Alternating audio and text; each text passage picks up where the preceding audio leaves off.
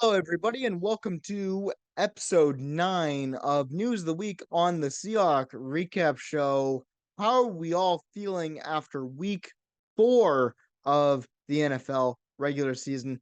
As a Seahawks fan, I'm feeling great. 3-1 on the season, heading into the bye week, and it's really nice to see that happen.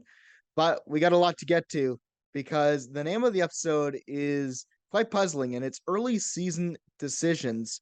And without further ado, I'll explain why the title is this way and why we need to get into this episode with some haste. So, the reason why the title of this episode is Early Season Decisions is due to the fact that we're in October now.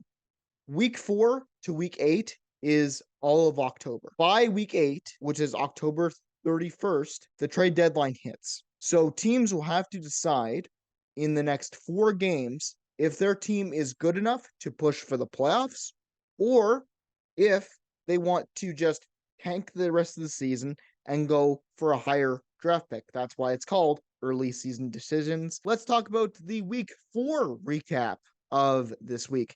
We start off with the Packers versus Lions, 34-20. Lions win that on Thursday Night Football, improving to 3-1 on the season, and now they are in control of the NFC North. And honestly, Dan Campbell, hand claps for you, buddy. Hand claps for you because you've now taken down the Packers from their perch on top of the NFC North. Since I started watching football, just to give some context, that was what, 2013. I have not seen the Packers ever leave the NFC North top spot at the end of the season. So that I can remember anyway. So it's really nice to see someone else get up there for a change. And I'm glad it's the Lions because I really like Danny Campbell. But we get into the second game of the week, and it was in London, 23-7, Jaguars versus Falcons, and the Jaguars win in London. With all the success that the Jaguars have had in London, it feels like a second home to them. They love London, so it's really nice to see. And the NFL is starting their London games. So it's, I believe, 3, if I can remember, 3 London games, and then you've got one in Germany, which will be played earlier this season. But we get on to the Colts versus Rams, 29-3, and the Rams win an OT. Honestly, takes wins where you can get them. It doesn't matter by how many points you win. It'd be better if you won by more points so that you don't have to give your fans heart problems every time they watch your team. But if you just keep winning and keep winning, it doesn't matter how many points you score, because if you go undefeated or you go like 16-1 or 15-2, then it really doesn't matter because you're in the playoffs already. And good to see the Rams winning this one out. Let's talk about Puka Nacua for a second before I ramble on. Puka Nacua, 5th round pick this year. And to be honest, I didn't know who this guy was. Week 1, season opener, he decided to destroy everybody on the Seahawks defense. And now he has the most receptions in NFL history in his first 4 games. I don't remember how many receptions he has. I believe he has like 36 or something crazy like that. And when Cooper Kupp comes back next week in week 5, because he's confirmed to come back next week, I believe Puka Nacua is going to be that second stringer because he deserves a shot on this offense after putting up some of the most staggering numbers I think I've seen from a rookie 5th round pick wide receiver. We get into the Browns versus Ravens, 28-3. Ravens win that one out, and Browns were without Deshaun Watson. They're without Nick Chubb, obviously, but they're out with Deshaun Watson. He was not in this game, and it shows how much the league has changed from a run-heavy centric offense to a quarterback centric one. You need a good quarterback in this league to have any hope in winning any games. And it looks like the Ravens took advantage of a rookie being in that spot, and they get a dominant win off of it, 28-3. So good for them. Vikings versus Panthers, 21-13. Vikings finally answer everybody's prayers. Like, Kirk Cousins playing out of his mind this year in the first 4 games. Justin Jefferson being a beast as always. It's not that hard to win games when you're having the team play well, and they showed up against the Panthers. So good for them. They're now 1-3 on the season. For the Panthers, I know you're discouraged. 0-4, you're going into a season where you were hoping Frank Reich would turn it around, but again, this is a new team. They're rebuilding. In this season, man, you gave your pick to the Bears. So you guys need to actually figure out how to get some wins because right now the Bears have both the first and the second overall pick in the draft. It's not looking great. And I hope the Panthers can turn their season around with Bryce Young and company. Titans versus Bengals. 27-3, Titans win. Bengals, this title of the episode is for you. You need to make some decisions, okay? Joe Burrow does not look good at all. Like, he does not look right. He looks like he's still having issues with his calf injury. So even at 50% of Joe Burrow, you're still losing games because you're acting like he's not hurt.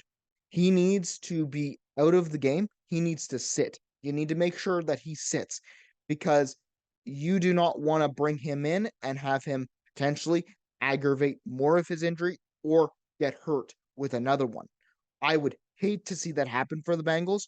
So you guys need to make a decision and need to make it quickly to let Joe Burrow sit, maybe sacrifice a few more games because you guys have been, even with Joe Burrow, losing games. So the best option I think for you guys right now is to sit Joe Burrow, wait for him to be 100% healthy. And if you have a losing season because of it, it sucks, but at least for next season, you could have a better pick and you can have a healthy Joe Burrow next season. In terms of the Saints and Buccaneers, 26-9, Buccaneers win that, and the Buccaneers are now 2-2 on the season. Great to see. Baker Mayfield, I like you in the Bucs. I think if you can keep on doing what you're doing and maybe have a winning season with the Bucs, you can get a contract that's more than 1 year, and you can now lay home in Tampa. Bills versus Dolphins. What a difference a week makes. The Bills curb stomp the Dolphins 48-20.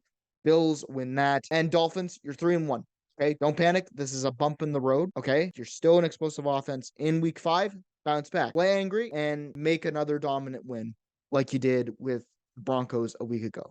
Because I know you guys can still challenge for the AFC. This is still the hardest conference in football for a reason. And now we get to the 0-3 teams. Someone needed to win here. It's the Bears versus the Broncos, and the Broncos are now 1-3. 31-28.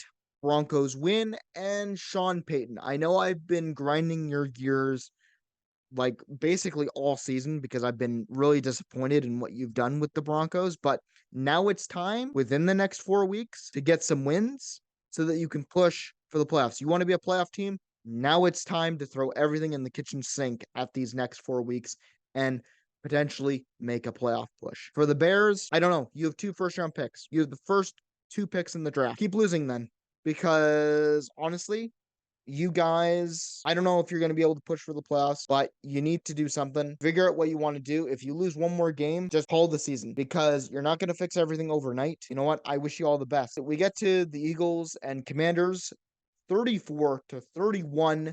Eagles win that in OT, and they looked vulnerable in this one against the Commanders. Commanders now go 2-2. However, the Eagles are 4-0, still undefeated, but this was a really close one. Josh Dobson forced OT and they lost in OT, but still forced. So they look mortal, the Eagles, and we'll see if they can keep it up for the rest of the season. Good for the Commanders, though, for staying 2-2. And remember, Commanders, this might be a rebuilding year, but you're now actually rebuilding. I think this will be good. If you wait a year, you might see some significant changes with this team. Texans versus Steelers. 30-9. Texans win that. Remember when I said the Texans were a rebuilding team and you shouldn't underestimate your opponents? Well, 30-9, they wrangle off a win, 2-2. That division, the Jaguars, Colts, Texans, and Titans division right now, I forget the name of it right now, but that AFC division is wide open. The Texans could probably pull pull a rabbit out of a hat and win that division. It'd be nice to see that because it'd be funny, but just insane. D'Amico Ryan, good job. CJ Stroud, keep it up. You know, you're a top player in this league right now for 4 weeks, so keep on going, buddy. I believe in you. I'm a rooter for the Texans, and that's always been a puzzling thing for me because I've never been a rooter for the Texans my entire life, but I'm rooting for them to actually make some noise, hopefully in the AFC. We get to the Chargers versus Raiders, 24-17. Great job from the Chargers. You're now 2-2. You should be more. You should be like 3-1, but 2-2 is a good start. With all the talent you have, Khalil Mack returning back to his Oakland form. 6 sacks. You know, he turned back the clock and showed why he's still a good pass rusher. Great win from them. Hope they can do well. 49ers versus Cardinals. Speaking of people that are pushing for the playoffs, well, the 49ers, man, 35-16. That's just unfair. Cardinals, good effort. 2-2, not bad from you guys that were literally probably expected to go 0-4. Getting 2 wins, not bad. But the 49ers, no one can stop the 49ers right now. Christian McCaffrey is going to be insane. He doesn't look like he's slowing down, and I wouldn't be surprised if he gets comeback player of the year with the performance that he's getting already. But yeah, 49ers struggling on. They're 4-0. So it's the Eagles and 49ers again that look to be on top of the NFC and look to want to punch their ticket, at least in the first 4 weeks, to Super Bowl. We get to the Cowboys versus Patriots, and this is a bad day in the office for Bill Belichick. His worst loss of his career, 38-3. Cowboys win it out. And man, again, like I said, decision time. Patriots, what's going on? Because a lot of the media is saying, oh, do you give up on Mac Jones? Does Bill Belichick relinquish coaching duties and all that? What's going to go on? Because I don't know what to say with you guys. So good win for the Cowboys. Keep on going. That division is you and the Eagles for the taking. So let's see who comes out on top of that battle. But we get to the Jets and Chiefs. 23-20. Chiefs win by a field goal. Take what you can get. Take any win. It doesn't matter if you're by winning by 1 point and you win there. Doesn't matter. Take your wins and just keep building. Get to 10 wins. You can be golden. Good thing for the Jets to try and put up a fight. Great response from Zach Wilson and co, but it is the Chiefs and Patrick Mahomes, so I'm not surprised. We get to Monday Night Football. Giants versus Seahawks. 24-3. Seahawks win on Monday Night Football. And yeah, I'm excited. 3-1 going into the bye week on week 5, which I will have a show out there for anyone who's interested.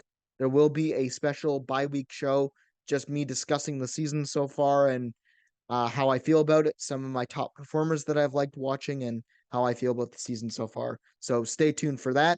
And if you want to see my full reaction to this game on Monday Night Football, I would highly recommend going to the Seahawks recap show channel playlist. It was a blast. Week 4 injury report. This is not great to see because I hate going through these things because injuries suck. Tre'Davious White placed on IR for October 3rd. Tore his Achilles. Can he catch a break? NFL gods, NFL scriptwriters, whatever you want to pray to, NFL fans. Can we not have great players and star players be injured all the time? He tore his ACL in November of 2021, and now he's torn his Achilles, ending his 2023 season.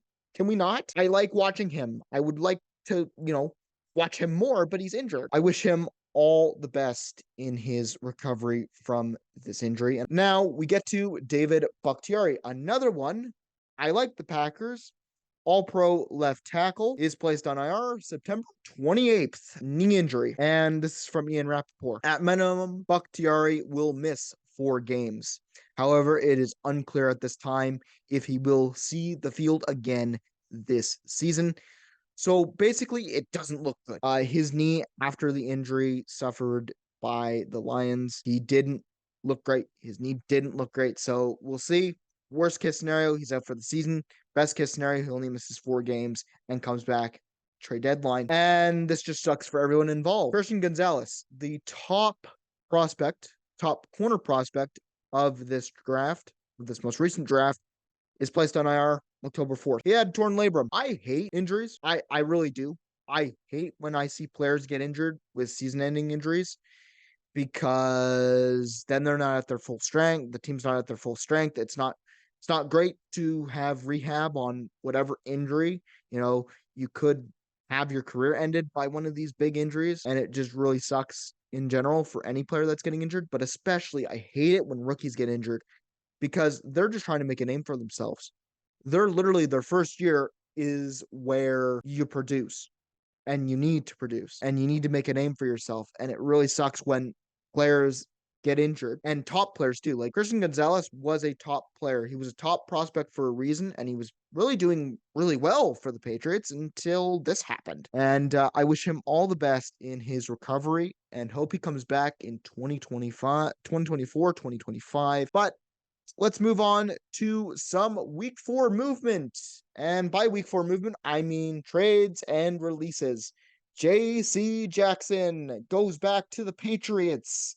So they fixed their Christian Gonzalez IR issue. They just grabbed JC Jackson, who was a former Patriot, undrafted rookie, signed up by the Patriots in 2017.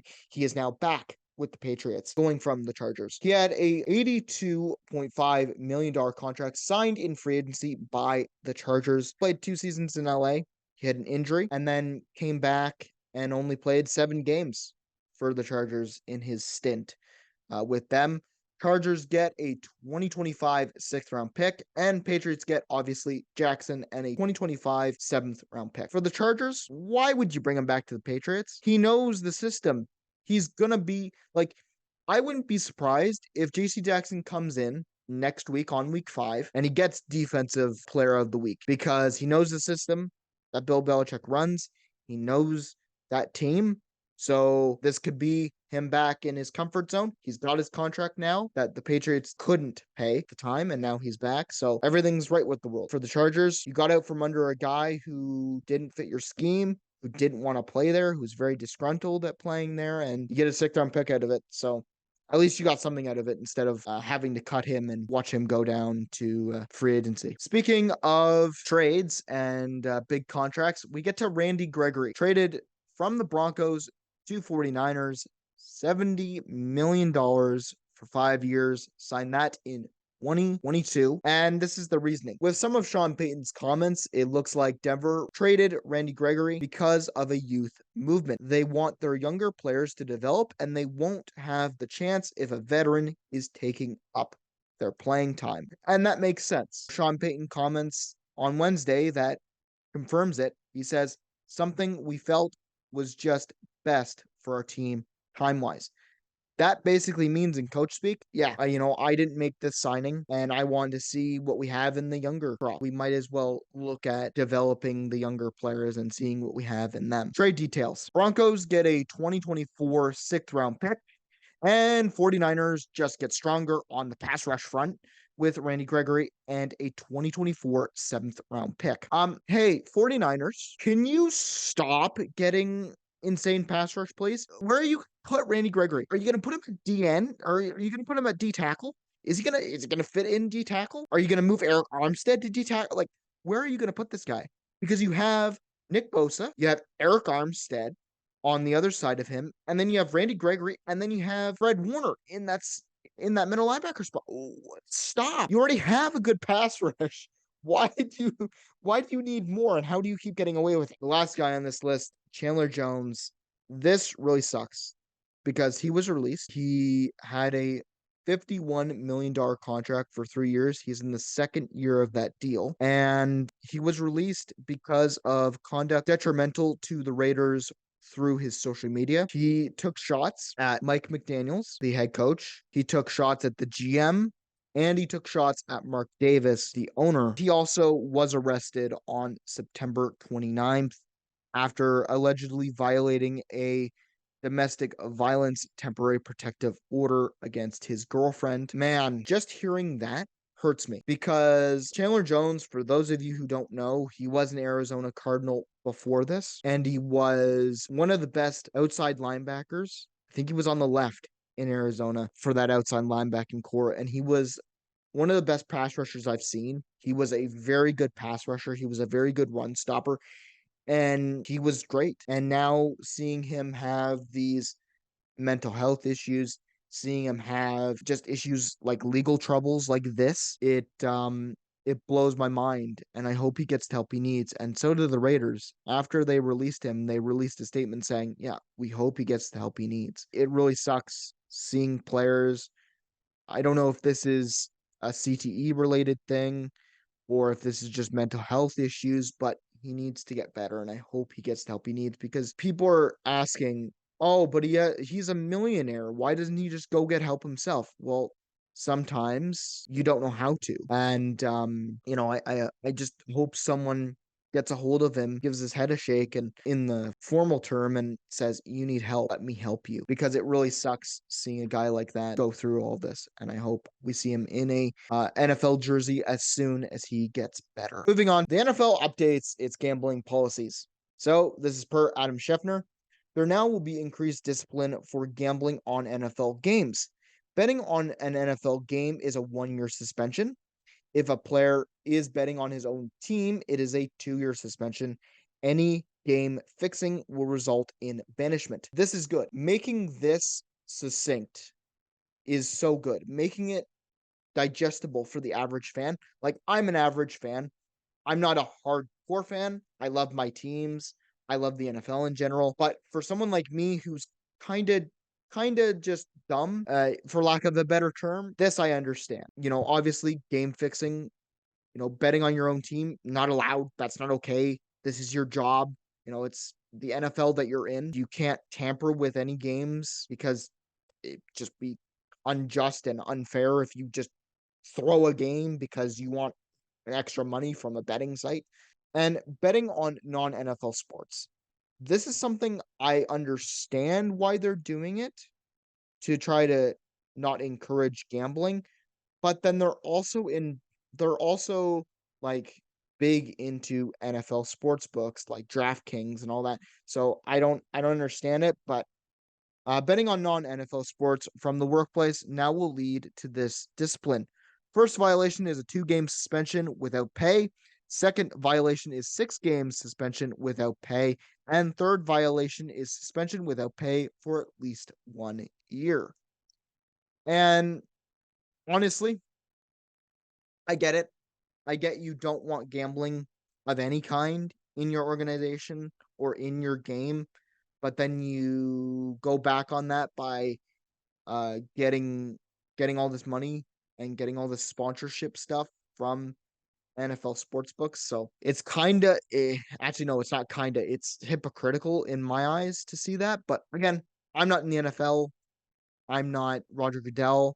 So he can do what he wants. He's commissioner. He makes the rules. But anyways, thank you all for watching episode 9 of News of the Week on the Seahawk Recap Show. I hope you enjoyed it. If you did, please consider leaving a like as it helps out the channel and lets me know if I'm doing a good job. And secondly, if you would like to see any future content from me in the future, please consider subscribing as you don't want to miss out on any future uploads. Anyways, hope you enjoy the rest of the week on week 5. And like I mentioned earlier, please come back to the channel on Monday for the bye week show where I talk about the Seahawks season so far and how I'm feeling about it. Anyways, this is Ryan Koki of the Seahawks Recap Show signing off. Go, Hawks, go.